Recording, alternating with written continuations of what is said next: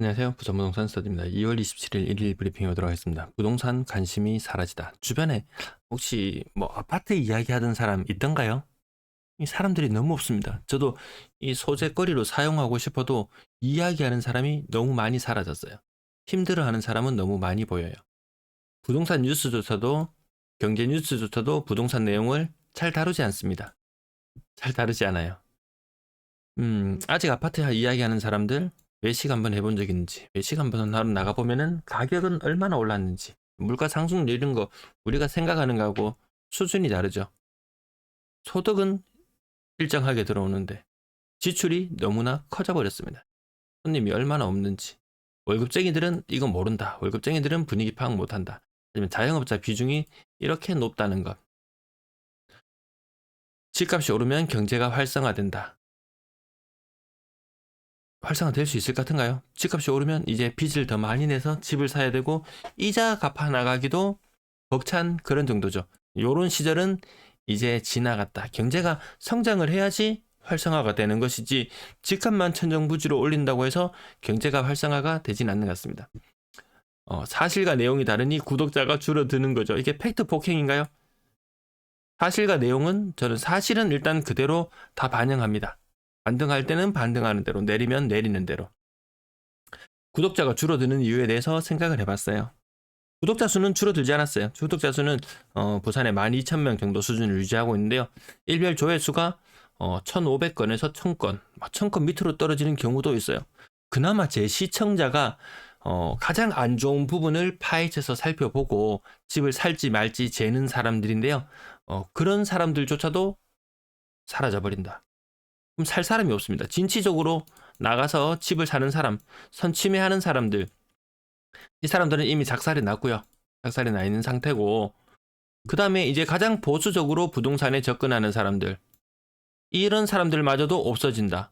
부동산에 대한 관심, 수요, 이런 것들이 많이 줄어드는 것 같습니다. 쿠팡 드디어 최종 승인을 받았습니다. 요거 좀 이용하시는 김에 이용을 해주시라. 일부러 필요 없는 물건을 사실 필요는 없으시다. 이렇게 말씀을 드립니다. 매도 물량 53,200개. 53,200개. 작년 최고치는 이미 일단 넘어서 있는 상태고요. 올해 최고치도 내일 되면은 이것도 갱신합니다.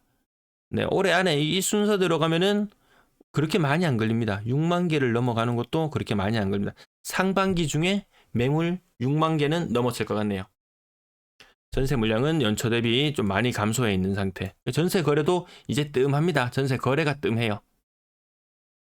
월세도 연초 대비 줄어들어 있는 모습. 대구는 정말 상황이 얼마나 안 좋냐면 전체 임대 물량이 연초나 지금이나 오히려 지금이 더 늘어나 있는 상태입니다. 부산은 그나마 상황이 낫다. 근데 뭐 대구 다음이니까 순서를 하락률로 치면 광역시 중에서는 대구 다음이니까요. 거래량 114건. 자, 요 순서 기억나시죠? 이렇게 살펴보 전달과 그 전달과 견주어 봐서 최종 거래량이 어떻게 연결되는지 살펴보면 됩니다. 1월의 거래량은 좋았지만 2월의 거래량은 다시 12월의 거래량으로 돌아갑니다. 다시 12월의 거래량으로 돌아갑니다. 그러면 이런 모습이 되겠죠.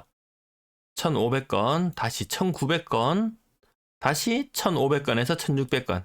지금 2월의 거래량은 지금 한 50% 살짝 더 신고된 모습이거든요. 한 1,600건 정도. 1,500에서 1,600 사이라고 예상하시면 될 것 같습니다. 그럼 이 1,500에서 1,600이라는 거래량이 어떻게 나왔는 거래량이냐? 이 신생아 특례 때문에 이 추가로 구매하는 사람들 있죠? 그리고 트레스 DSR 2월 26일자로 도입이 되는 과정에서 이 규제를 적용받기 전에 매수를 하자 해서 매수하는 사람까지. 그래서 이 두 개가 같이 시너지 효과를 나타낸다면 거래량이 폭발시켜줘야 되는데 그게 안 된다는 거죠. 그게 안 된다는 거죠. 이 두 가지가 시너지를 일으켜서 거래량을 폭발시켰는 것이 1,900건대의 거래량. 작년 22년 노란색을 보시면 2,000건을 넘어가는 거래량이 훨씬 더 많았었거든요. 거기에도 이르지 못한다는 거죠. 어떤 호재가 나와도 시장은 반응하지 않을 것이다. 좀 비싼 아파트들도 가격이 많이 빠지는 모습도 보여줍니다. 28%. 아니네요. 이거 38%래. 38% 광안자이. 38%, 30%. 요 가격대는 20%의 가격대가 하락이 나타나는 게 좀 흔하더라. 32%. 37%, 33%. 그나마 6억 이상 가격대에는 하락률이 20%, 25%요 범위 내에서 들어오는 것들이 많았었거든요. 30% 이상 하락하는 것들은 가격이 뭐 4억에서 6억대 아파트에서 좀 빈번하게 나타났었는데 이제 그런 거 없습니다. 그런 거 없습니다.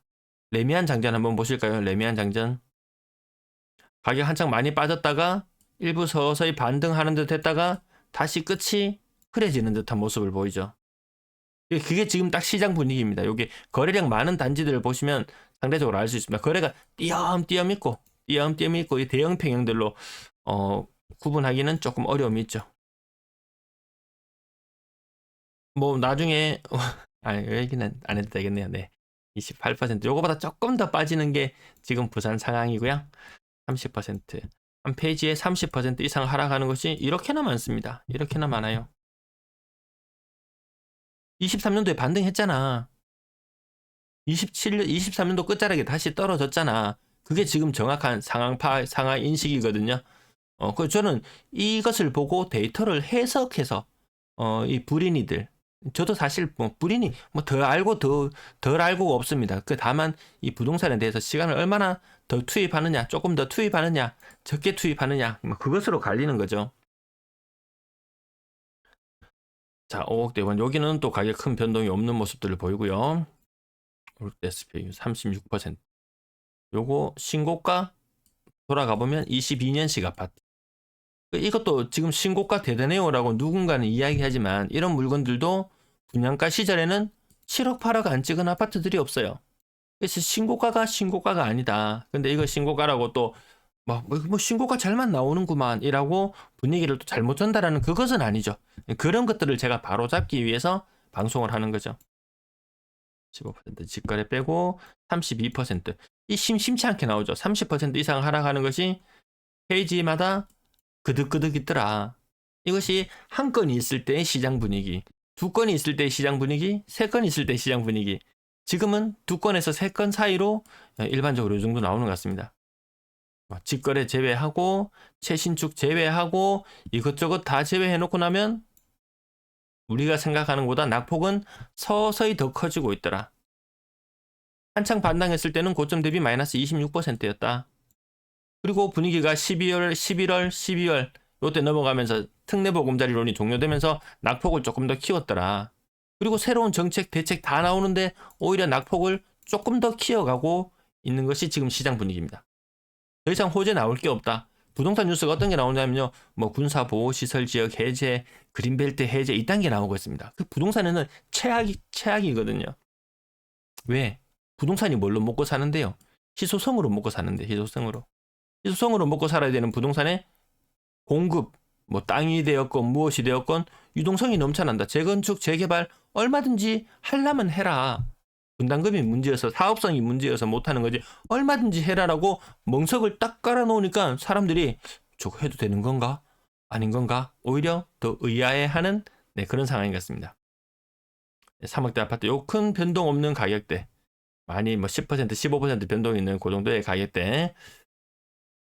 하지만 이렇게 꾸준히 거래가 이루어지는 것들 살펴보시면은 낙폭 큰 게 나타난다. 그 살 거면 재방송 시청자들은 그 똑같이 지금 28.5% 하락하는데 재방송을 보시는 분들은 가장 보수적으로 접근해서 여기서 한 5% 정도 빼서 한 33% 그래 나는 지금 33% 정도 하락했는 거면 그나마 사줄게.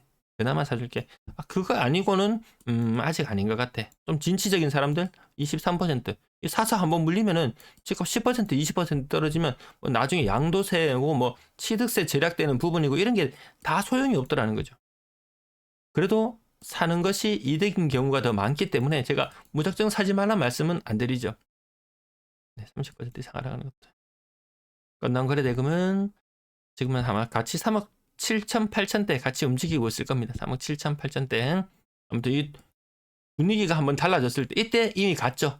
건당 거래 대금이 부동산 이제 훅 가네라고 이야기했을 때 대출이 많이 나오던 시장에서 대출이 조금밖에 안 나오는 시장. 올해는 전반적으로 대출이 더 안 나오는 시장이니까 그러니까 이런 부동산 방송 제 같은 방송 봐가지고 뭐 하겠습니까? 살 것도 아니고 당장 먹고 사는 게 하루하루가 힘든 분도 많으시거든요.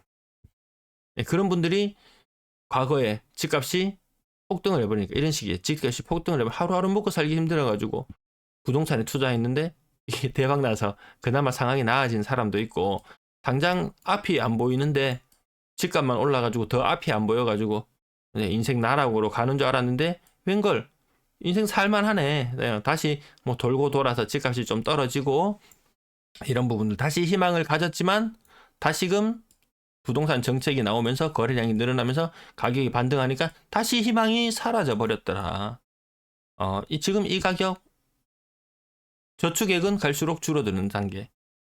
집값은 조금밖에 안 빠지는 단계. 지금 그렇게 희망적으로 이렇게 매수하라고 권해드릴 수 있는 그런 단계는 아닌 것 같습니다.